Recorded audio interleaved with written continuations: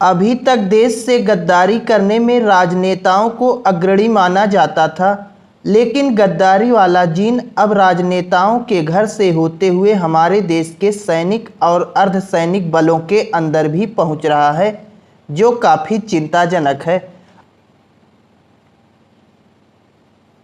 Central reserve police force में ASI Motiram ने Pakistani agent Salim Ahmad को कई गोपनीय और संवेदनशील जानकारी ट्रांसफ़र की। अब सवाल यह उठता है कि आखिर मोतीराम को गोपनीय जानकारी ट्रांसफ़र करने के बदले में क्या मिलता था। अगर एएसआई मोतीराम ने पाकिस्तानी एजेंट सलीम अहमद को गोपनीय जानकारी, संवेदनशील जानकारी ट्रांसफ़र की, तो इसके बदले में उन्हें मिला क्या? ऐसे में जानकारी मिल रही है कि मोतीराम को हर जानकारी देने पर 10 से 15 हज़ार रुपये मिलते थे। बताया जा रहा है कि मोतीराम अगर कोई जानकारी देते थे, जैसे एक जानकारी उन्होंने दिया तो उसके बदले उन्हें 10 से 15 हज़ार रुपये मिलते थे।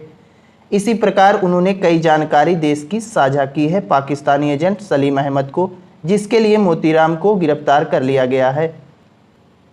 इस पूरे मामले की जांच एनआईए कर रही है। जांच में पता चला है कि मोतीराम ने जिस सलीम अहमद को जानकारी साझा की, उस सलीम अहमद के मोबाइल में 15 ऐसे भारतीयों का नंबर मिला है, जिनमें से 4 भारतीय सैनिक और 4 अर्धसैनिक बल में और 7 अन्य केंद्रीय कर्मचारी हैं।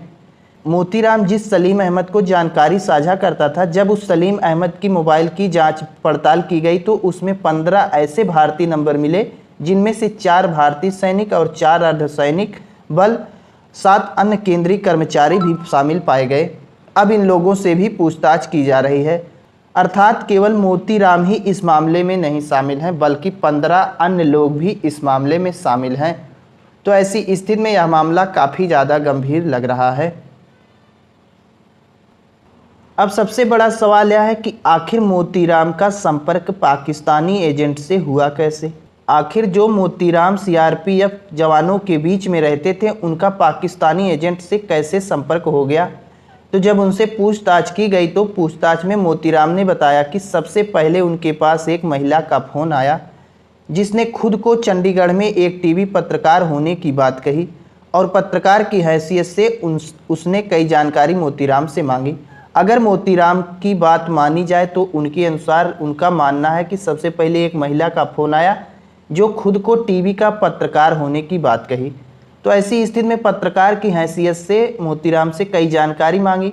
मोतीराम को लगा होगा कि हमारे ही देश की कोई पत्रकार है, अब जानकारी मांग रही है तो देना उचित है, लेकिन यही गलती मोतीराम कर देते हैं।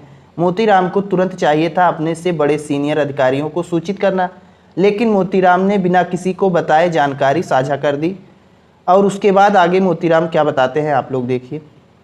मोतीराम ने आगे बताते हुए कहा कि महिला पत्रकार के बाद उनके पास एक आदमी का फ़ोन आया और उस आदमी ने भी पत्रकार होने की बात कही, लेकिन वह आदमी पत्रकार नहीं बल्कि पाकिस्तानी अधिकारी था।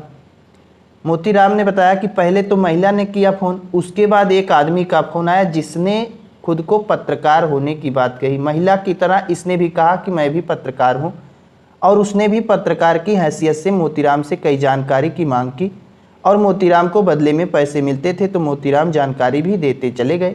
मोतीराम को लगा कि हमें नई नौकरी मिल गई है, कोई पत्रकार है जो हमसे जानकारी मांग रहा है और हमें बदले में पैसे दे रहा है। तो ऐसी स्थिति में मोतीराम लगातार जानकारी देते गए, उन्हें पैसा मिलता रहा। लेकिन मोतीराम ने यह नहीं सोचा कि एक बार इस बारे में गहनता से विचार विमर्श कर लिया जाए कि आखिर यह जानकारी कोई पत्रकार मांग रहा है तो वह हमें पैसे क्यों दे रहा है, कहीं ना कहीं इसका कोई दुरुपयोग हो रहा होगा तभी पैसे हमें मिल रहा है। यही बात मोतीराम नहीं समझ पाए और लगातार वो भारतीय सेनाओं की जानकारी पाकिस्तानी एजेंटों को सौंपते रहे।